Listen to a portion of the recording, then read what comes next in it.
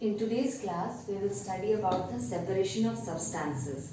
Separation of substances means if you have a mixture, okay, and from that mixture, if you separate something, suppose you are having a mixture of rice and mustard. So what you will do, you will separate rice in one bowl and mustard in the other bowl. So what you are doing, you are separating mustard from the rice or rice from the mustard. So separation means the separation of two or more substances from a mixture of substances. So separation of substances can be defined as separation of two or more substances from a mixture of substances. From a mixture of substances. Okay, so if we are having a mixture of substances and that various components are there, and when we remove it, that means we are separating that component from the mixture. Now if you take the example of tea, when you prepare the tea, what are the things you put? You put milk, you put water, you put sugar, and then tea leaves. Okay, for the preparation of tea.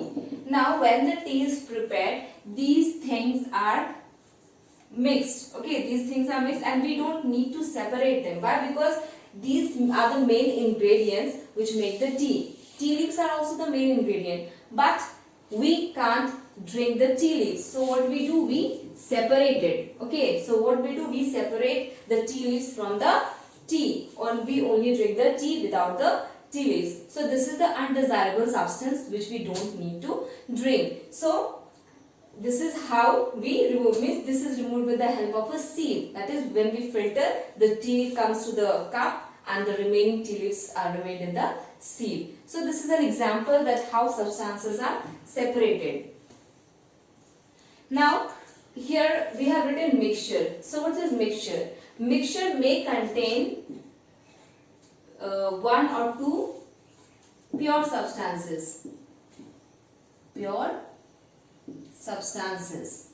Okay, one or two pure substances means a mixture may have the solid, the liquid, or the gaseous substances. Okay, if we say air is a mixture of gases, it means it is having, air is a pure substance. If we say, it means that it will have only the mixture of gases and nothing else. Okay, so when we say that air, if we say that air contains the dust particles along with the gases, so we can't say that air is a pure mixture. When we say that air contains the dust particles as well as the gases, so it is not a pure mixture. Why? Because it is having two components. As I said, for a pure substance, it should have only one component. If we say air is a pure substance, it means that it will have only the gases. Various types of gases would be there, but other substances would not be there. Now, mixture is categorized into two types. That is heterogeneous mixture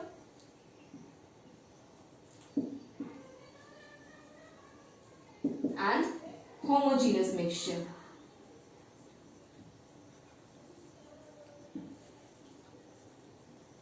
And homogeneous mixture. Now what are these? What are heterogeneous mixture and homogeneous mixture? Heterogeneous mixture means a mixture which is having one or two main components or constituents in it and which can be seen. Okay, the mixture in which the components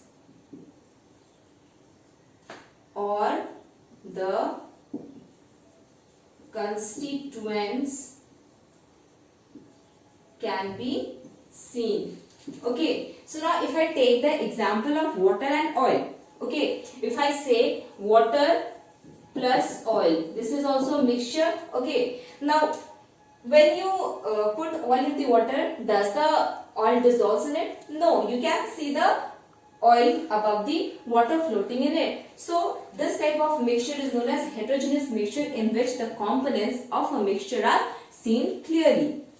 Now homogeneous mixture means the mixture the mixture in which the components or the constituents cannot be seen. Now simple example would be solution of water plus salt or water plus sugar. So if we dissolve salt in water or sugar in water, what will happen after some time? It will dissolve and we won't be able to see the component. Okay, so this is the homogeneous mixture. Now you might be thinking, what are components and what are constituents? Okay, so now if I say one example, you all like to eat fried rice. Okay, now in fried rice, what are the ingredients used? We use rice, we use vegetables like carrot, potato, peas, capsicum. Okay, so if I say, now in this video we will study about homogeneous mixture and heterogeneous mixture. In homogeneous mixture, if we take two components and the components are completely soluble in water, so that is homogeneous mixture. So here I am putting some salt. See, I have put some salt here. So this salt will get completely dissolved in this water. So this is an example of homogeneous mixture. Now if I put in this glass oil, see I am putting oil. So here you can see that this oil does not get dissolved in water. So this is an example of heterogeneous mixture. So these are the two kinds of mixture where you can see that the solution in which all the components are dissolved properly, that is the homogeneous mixture, and the solution in which the components are not dissolved at all, so that is the heterogeneous mixture. Or the components present in that mixture of fried rice. Okay, so these are the components.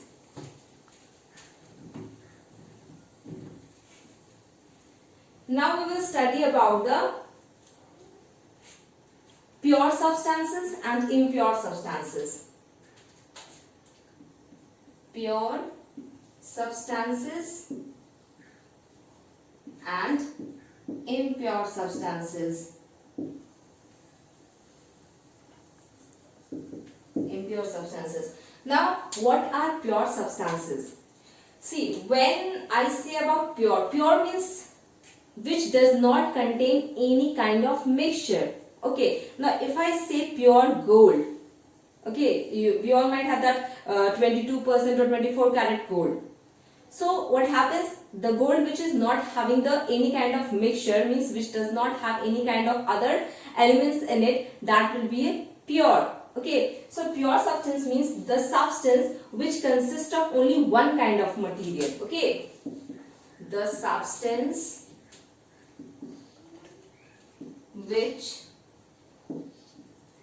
consists of only one kind of material in it is the pure substance. Now if I talk about oxygen gas, okay, so it is a pure substance because it contains the oxygen component. Okay, O2, O and O it contains. So it is a pure substance other than oxygen, does not contain anything. So we can say oxygen is a pure. Now if I talk about impure substances, many examples would be there for pure substances. You can write about the pure gold also. Okay. Now impure substances, those substances which consist of more than one substance in it. One substance in it is the impure substance. Impure substance. So those substances which consist of more than one substance in it is the impure substance. Now if we talk about any kind of mixture like say chalk plus water. Now it is having the two components. Okay, so when it is having the two components, it definitely means it is impure. So this would be the difference, that pure substance contain only one kind of material and impure substance contain more than one kind of material in it is the impure substance. Now we will study about why do we need to study about the reasons for separating the substances. What would be the reasons for separating the substances? Now the reasons for separating the substances would be reasons for separating the substances. Okay. Now what would be the reasons? First reason would be to remove the undesirable and harmful substances from the mixture. Harmful substances.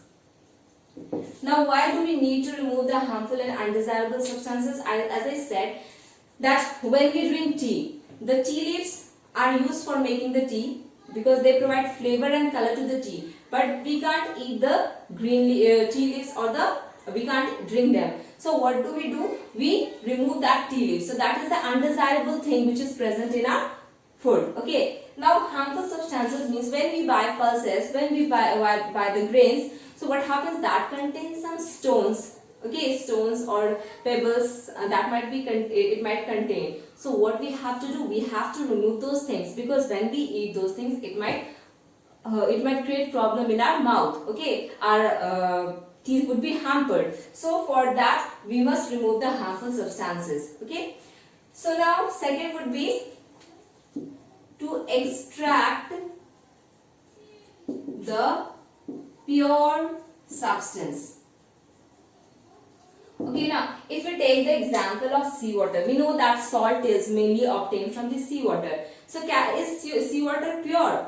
No, seawater is not pure because we can't see the salt in it. Okay, but the salt is taken out by the process of distillation from the seawater. We will study later what is distillation. We will study in this chapter only. But what happens for obtaining the pure substances? Other methods are used. So pure substances are also used by the separation. Okay, what kind of separation is done? If I say salt is obtained from seawater, so that for obtaining that salt, another kind of process of separation is used, that is distillation. Now for obtaining the useful substances, for obtaining useful substances. Now useful substances means naturally we see that petroleum, kerosene. Okay, so these are obtained from where? These are obtained from the crude petroleum. Now you might be thinking, what is crude petroleum? See, crude petroleum is naturally occurring. Okay, it's occur naturally. Now that contains a mixture of petroleum, mixture of kerosene, etc. So what we have to do? We have to remove it, or we have to separate the petroleum or the kerosene from the crude oil. So that is also means, because petroleum and kerosene, they are the useful thing. They are used as fuel. So different kinds of processes of separation are used for the extraction of useful substances from the mixture of substances. So this was the introduction, that why we need to separate the substances, what is separation of substances, and